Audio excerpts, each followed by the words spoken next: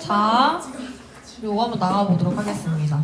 우리 생명과학이라는 과목 자체는 3개의 단원으로 이루어져 있고요. 일단 첫 번째 단원에는 생명 시스템의 구성이라고 해서 생명과학이 무엇인지에 대해서 조금 나오고,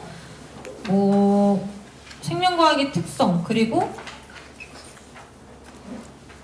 생명 시스템의 구성 단계, 이런 건 그냥 간단한 내용들이고요. 그렇게 어렵지 않은 내용들입니다. 뒤로 넘어가면은 물질대사, 우리 통합과학 때 했던 물질대사 있지, 동화작용, 이화작용에 대해서 살짝 다루고 넘어가서 이제 생태계에 대해서 다룹니다. 사실 여기 생태계 부분도 여러분들이 이미 했던 부분이야. 통과 때. 그래서 비슷한 내용들 다룰 건데요. 거기에 살짝 새로운 내용이 첨가된다라고 정도만 생각하시면 되겠어요. 2단원하고 3단원 넘어가게 되면은 이제 2단원은 보통 일단 맨 처음에 그 뉴런이 나와요. 혹시 기억나요, 뉴런? 신경세포지. 신경세포로 이루어진 이 뉴런이 어떻게 생겼는지 좀 살펴보고, 뉴런과 관련해서 신경계의 구조나 이런 것들 같이 살펴봅니다. 그리고 뭐가 있었더라? 예, 신경계와 관련해서요, 이제 뇌의 구조 같은 것들이 등장합니다. 그리고 항상성, 내분비계와 항상성에 대한 내용들도 살짝 다루고요. 이제 여기는 사실 암기할 게 많겠죠. 그리고 나아가서 백신과 관련해서 우리 뭐라고 해야 될까요? 면역에 대한 내용들이 좀 나옵니다. 그래서 사실 이게 크게 보면은 신경계와 관련된 거, 내분비계와 관련된 거, 그리고 면역과 관련된 거, 이렇게 3개의 파트를 배우는 게 2단원이라고 생각하시면 돼요. 자, 3단원 같은 경우에는 유전과 관련된 내용들입니다. 유전이라고 해봐야 어려운 건 아니고요. 중학교 때 했던 생식세포 분열, 체세포 분열 같은 내용들이 주로 나오고요. 또 진화 파트라고 해서 나오긴 하는데, 진화의 개념은 사실 우리 통과 시간에 배웠던 내용 정도로만 다루고, 일반적으로 다루는 내용은 이제 분류와 관련된 내용입니다. 발생, 분류. 분류라고 하면은 우리가 이제 예를 들면 삼역 육계라는 거 들어본 적이 없겠죠? 어쨌든 분류라는 걸 배운다 생각하시면 되겠어요. 동물 중에 우리가 진핵생물 중에서도 포유류, 조류, 또 있지? 파충류, 양서류 등등 이렇게 나눠서 봤잖아. 그거를 조금 더 큰 개념으로 살펴본다라고 생각하시면 되겠어요. 그런 내용이고요. 1단원이 제일 간단합니다. 1단원의 제일 첫 부분부터 나가보도록 할게요. 자, 생물과 비생물의 특성. 자, 생물과 비생물은 한 가지 특성만으로 구분하기 어렵고 각각 다른 특성들을 가지고 있다. 생물과 비생물을 어떻게 구분할 수 있을까요? 세포. 여기 다 나와 있죠? 세포로 구성된 거. 또 말고 또 뭐가 있을까? 물론 여러 가지가 있어요. 지금 우리 이 생물이 가지는 특성 7가지를 살펴볼 건데, 생물과 비생물 뭘로 구분하면 좋을까? 우리가 혹시 머릿속에 드는 생각이 있을까? 비생물은? 너무 어려운가? 아니면 책상과 사람을 비교해볼까? 살아있나? 살아있다? 생물은 살아있지. 어떤 걸 가지고 살아있다고 얘기할까?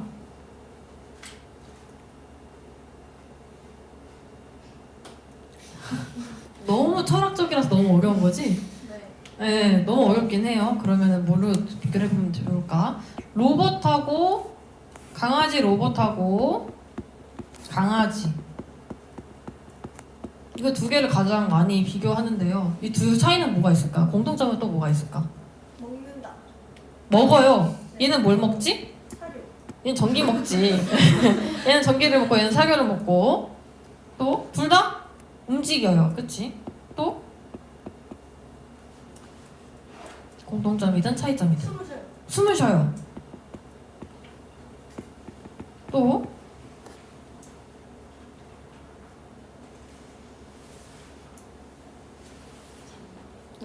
잔다. 뭐 여러 가지가 있겠죠. 뭐 여러 가지 있을 수 있습니다. 생물과 비생물은 다양한 차이가 존재하고 또 공통점도 있을 거야. 뭐 예를 들면 움직인다는 공통점이 있지만 어떻게 움직이는지는 그 차이가 있겠죠. 강아지 로봇 같은 경우에는 전기를 이용해서 로봇이 움직이겠지만 이 강아지 같은 경우에는 우리가 어떤 영양소를 섭취하고 이 영양소를 에너지로 만들어서 움직이는 것까지 하겠죠. 그래서 둘의 차이는 존재한다. 그래서 사실은 바이러스도 얘기를 해보자면 우리가 바이러스 생물이라고 해서 비생물이라고 그랬어? 맞아. 비생물이라고 했습니다. 비생물. 즉 생물이 아니다. 왜냐? 생물이 가지는 특성을 가지고 있지 않기 때문에 그때 생물이 가지는 특징을 가지지 않아요. 세포로 구성되어 있지 않아요 라고 얘기를 했었어요. 기억날까요? 안 나도 지금 기억하면 돼요. 세포로 구성되어 있지 않아요. 바이러스는. 얘는 중앙에 핵산하고 겉에 둘러싸여 있는 단백질이 땡이야. 핵산과 단백질로 이루어져 있다는 공통점은 있어, 생물이랑. 그렇지만 세포로 구성되어 있지는 않아요. 그런 여러 가지 특징들 때문에 얘를 바이러스도 비생물이다 라고 얘기를 합니다. 자, 그럼 생물이 어떤 특성을 가지는지 7가지를 살펴보도록 할게요. 먼저 첫 번째, 세포로 구성되어 있다. 하나의 세포로 이루어져 있는 단세포 생물도 있고 많은 세포로 이루어진 다세포 생물도 존재합니다. 어렵지 않죠? 네.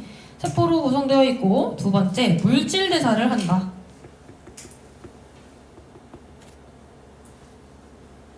우리는 물질을 합성하는 동화작용 또는 물질을 분해하는 이화작용과 같은 물질 대사를 우리가 하게 됩니다. 생물체 내에서는 다양한 물질 대사가 계속 반복적으로 일어나게 돼요. 자, 3번. 자극에 대한 반응과 항상성. 어떤 사람은 이 자극에 대한 반응을 하나, 항상성을 하나 해서 두 가지로 구분해서 보기도 하고 어떤 사람은 이걸 그냥 하나로 보기도 해요.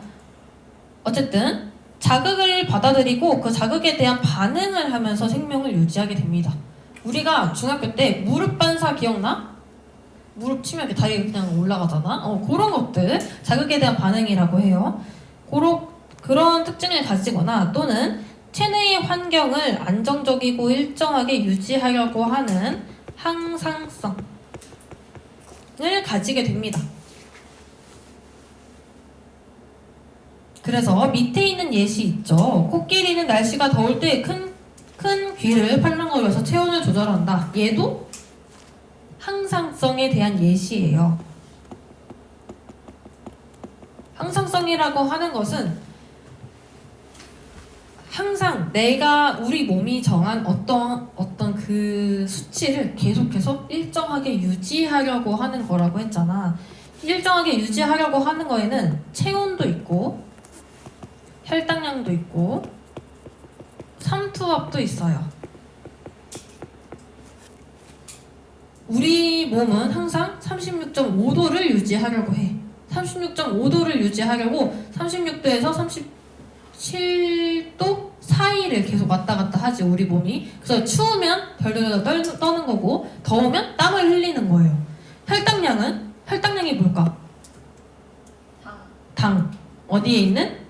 혈액에 있는 당의 농도를 일정하게 유지하려고 합니다. 요즘에는 요즘 많이 알고 있지? 혈당 스파이크. 그치? 옛날에는 혈당 스파이크란 말을 잘 사용하지 않았어요. 그러니까 의학적으로만 사용했고 이렇게 유행하진 않았어요, 이런 단어가.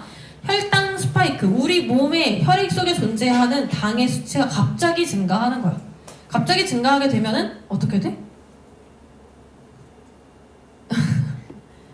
뭐 인슐린이 많이 분비가 되어야겠죠. 인슐린이 바쁘게 움직여서 이 당들을 다 없애려고 노력을 하겠지. 뭐 그런 것들을 조절할 때에도 또는 삼투압, 말 그대로 우리 배웠던 그 삼투 생각하시면 돼요.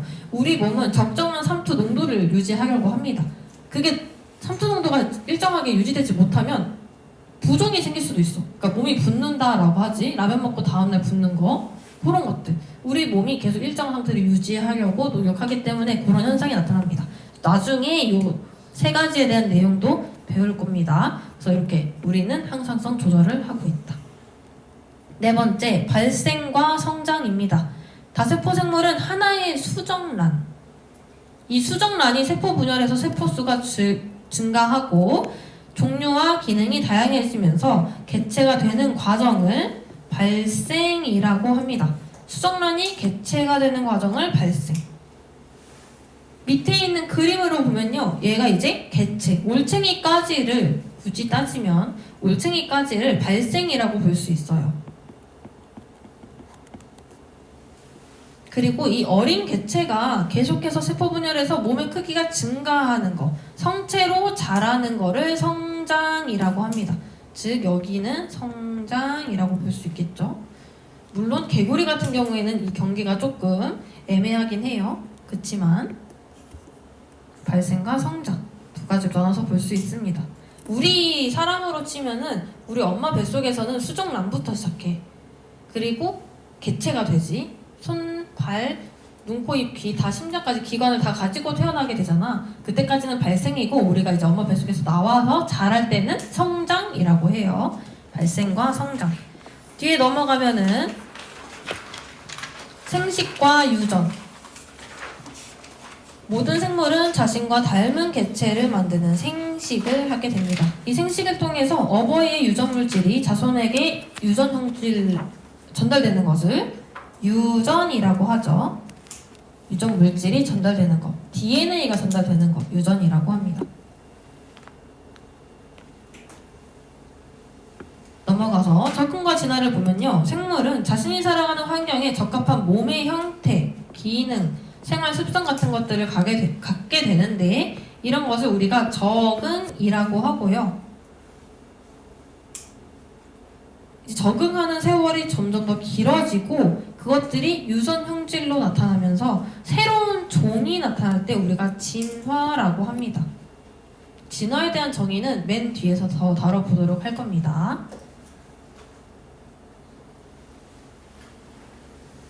그래서 적응과 진화까지 6개. 그 자극과 반응, 자극에 대한 반응, 그리고 항상성을 2개로 구분하면 7개가 됩니다. 자, 밑에 있는 문제 같이 풀어보도록 할게요. 물에서 사는 장구벌레가 번데기를 거쳐 모기로 되는 것. 얘는 어떤 특성과 관련이 있을까요? 성장. 성장이죠. 성장. 자, 이번에 갈라파고스 제도에 사는 핀치들의 부리 모양이 섬마다 조금씩 다른 것과 관련되어 있는 생물의 특성은? 유전. 적응과 진화에 해당합니다. 뭐 굳이 따지면 적응과 진화 둘 다 써도 돼요. 왜냐면 이제 핀치새 같은 경우에는 적응을 한 것에서 넘어서 이제 종이 분화되었기 때문에 진화까지 갈 수 있어요. 자, 3번. 생물의 특성에 대한 설명으로 옳은 것만을 보기에서 있는 대로 골라보자. 모든 생물의 몸은 세포로 이루어져 있다. 맞죠? 물을 많이 마시면 오줌의 양이 늘어나는 것은 항상성의 예의다. 맞습니다. 사실 이 오줌의 양을 통해서 삼투 농도를 조절하고 있어요. 배추 흰나비가 알, 애벌레, 번데기 시기를 거쳐서 어른벌레가 되는 것은 발생과 성장의 예의다. 맞죠? 네, 그래서 기역, 니은, 디귿. 넘어가서 어렵지 않죠? 자, 생명과학의 특성이라고 해놓고 생명과학을 얘기를 하고 있어요.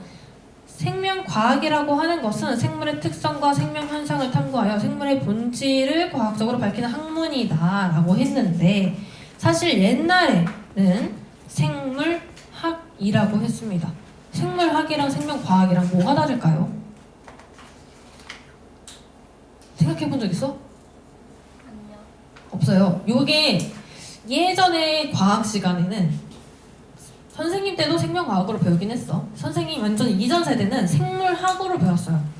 그래서 생물학 때 배운 내용이랑 생명과학 때 배우는 내용이 조금 달라. 생물학은 바이올로지예요. 그렇다면 생명과학은? 생명과학은 라이프 사이언스입니다. 둘의 차이가 좀 존재해요. 그래서 예전에 이 생물학과 생명과학이 바뀌는 시점에서 대학 면접 질문으로 생물학과 생명과학의 차이가 뭡니까? 하는 질문들이 꽤 있었어. 생물학은 진짜 생물 그 자체를 보는 거야. 이 생물이 어떻게 살아가고 이 생물 안에서 일어나는 생명 현상이 무엇이고 이런 거 자체를 탐구하던 게 생물학이고요. 생명과학은 이것들을 포함한 다음에 이걸 활용한 다른 학문까지를 우리가 생명과학이라고 해요. 그래서 우리 보면은 생명공학 기술 같은 것도 우리가 수업 때 배우잖아. 그런 것까지 다 아우르는 게 생명과학입니다. 응용이나 적용하는 분야까지 넘어가서 생명과학이라고 부르고요. 그러면 생명과학은 어떤 것들을 탐구하느냐? 분자 수준의 생명 현상부터 생태계, 나아가서 큰 단위에서는 생태계죠. 생태계를 포함한 지구 전체의 생명 현상을 모두 살펴보고 있습니다.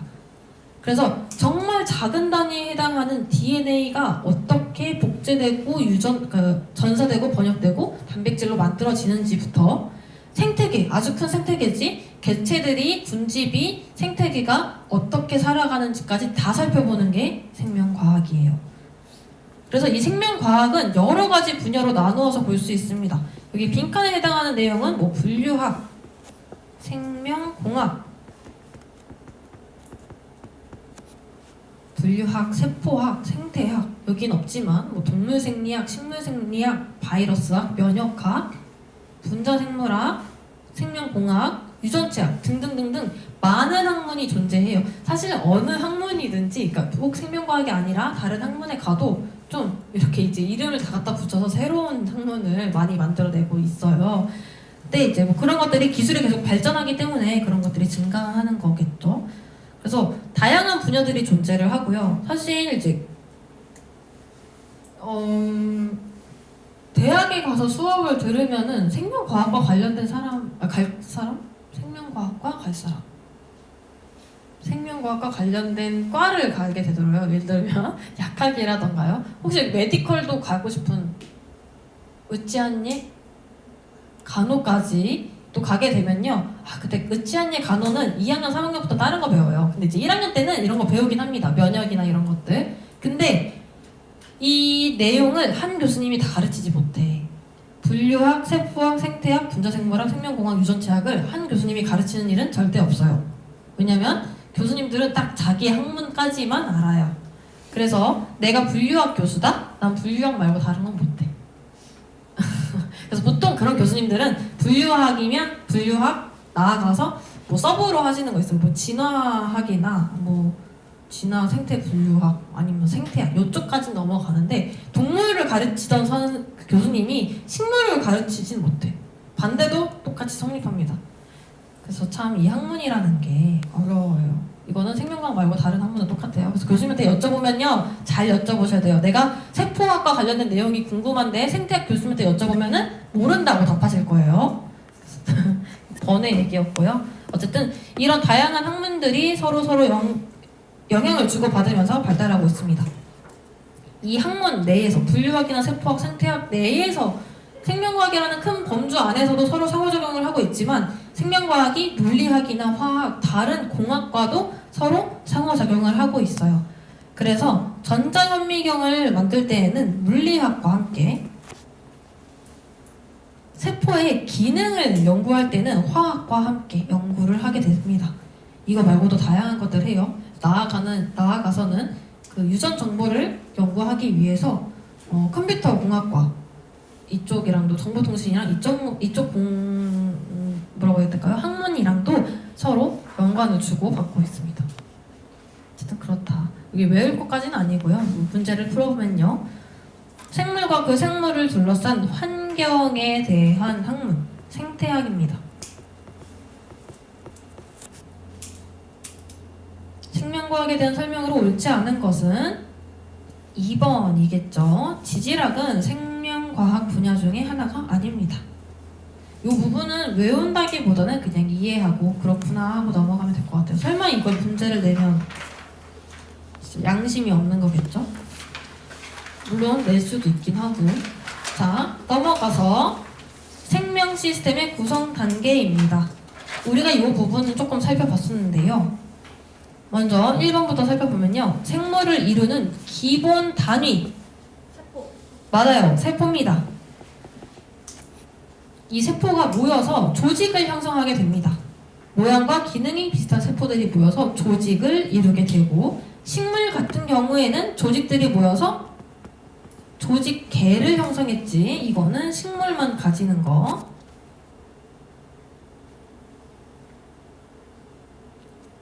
나아가서 이 조직들이 비슷한 조직들, 여러 조직들이 모여서 하나의 기능을 하는 기관이 만들어지게 됩니다.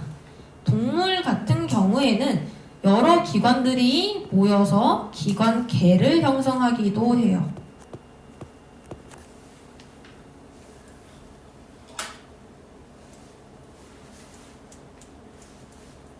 세포가 모여 조직이 모여 기관을, 그리고 이런 기관들 또는 동물 같은 경우에는 기관계가 모여서 개체를 만들게 됩니다. 개체는 독립된 구조와 기능을 가지고 있어요.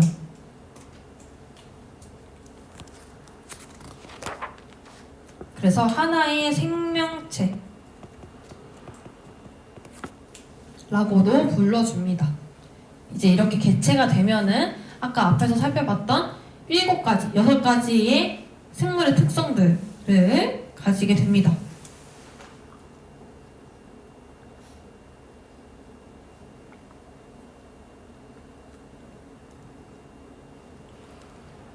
그리고 같은 종들이 모이게 되면은 우리가 그때 개체군이라고 불러주고, 여러 개체군이 모여서 군집을 이루게 됩니다. 나아가 군집이 또 모여서 하나의 생태계를 구성하게 됩니다. 생태계.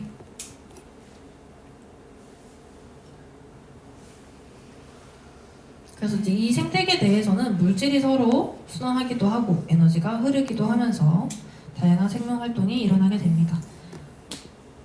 생명 시스템의 구성 단계는 구조적인 체계를 가지고 있고, 각각은 하나의 생명 시스템으로서 기능을 하고 있다. 생명 시스템이라고 하는 거는 생명체가 살아가기 위해서 서로 상호작용하고 유지되는 구조와 기능을 우리가 생명 시스템이라고 불러주고 있어요.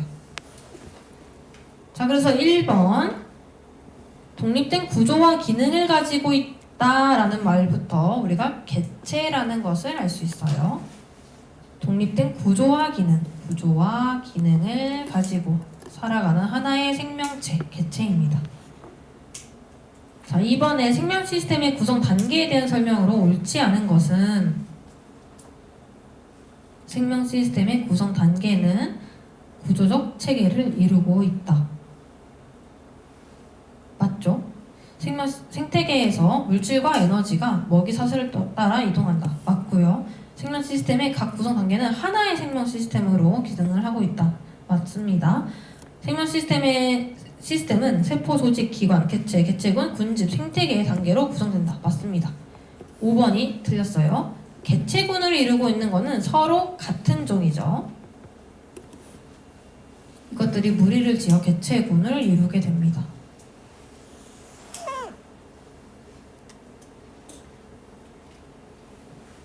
너무 힘들어요. 여기서 잠깐 끊었다가 갈게요.